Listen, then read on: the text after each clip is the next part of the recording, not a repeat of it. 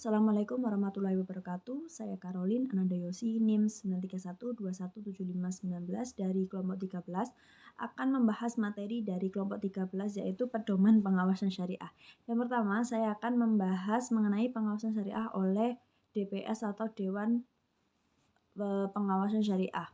Untuk melakukan sebuah pengawasan, anggota DPS harus memiliki kualifikasi keilmuan yang integral, yaitu ilmu fikih, muamalah, dan ilmu ekonomi keuangan Islam modern.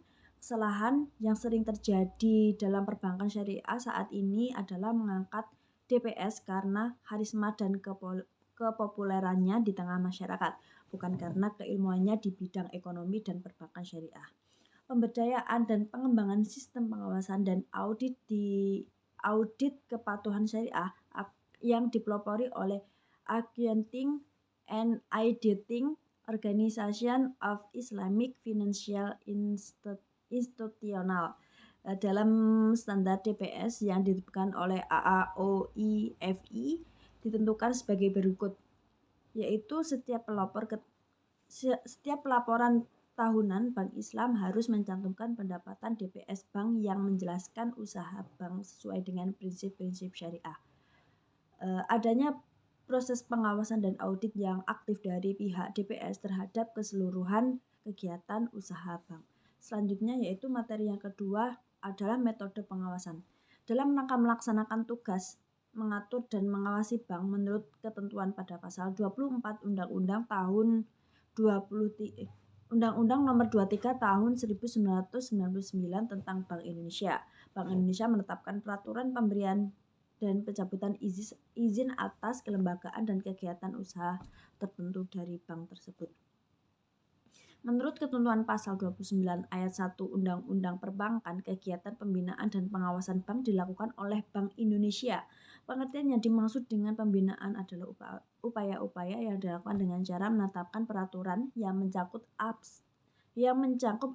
aspek kelembagaan, kepemilikan, pengurusan kegiatan usaha, dan pelaporan serta aspek lain yang berhubungan dengan kegiatan operasional bank. Dalam rangka melaksanakan pengawasan, Bank Indonesia menetapkan peraturan memberikan dan mencabut izin atas kelembagaan dan kegiatan usaha tertentu bank, melaksanakan pengawasan bank, serta mengenakan sanksi terhadap bank sesuai dengan peraturan perundang-undangan terdapat pada pasal 24. Yang ketiga yaitu sasaran dan objek pengawasan. Dewan Pengawasan Syariah bertugas mengawasi operasional bank dan produk-produknya agar tidak menyimpang dari garis syariah. Tantangan yang dihadapi oleh DPS baik di Indonesia maupun negara-negara muslim lainnya adalah bagaimana mencakup berbagai pandangan dari ulama yang kadang pula berbeda satu dengan yang lainnya. Yang keempat yaitu pelengkap penunjang pengawasan. DPS merupakan badan independen sehingga untuk menjamin pengeluaran pendapat maka harus diperhatikan beberapa hal, yaitu DPS bukan staf bank dalam arti bahwa mereka tidak tunduk di bawah kekuasaan administratif. Selanjutnya yaitu DPS dipilih oleh rapat umum pemegang saham.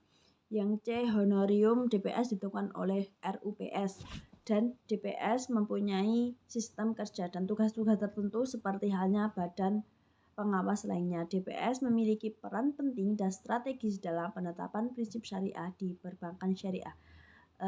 Terima kasih penjelasan dari saya. Jika ada yang salah atau kurang lebihnya saya mohon maaf. Wassalamualaikum warahmatullahi wabarakatuh.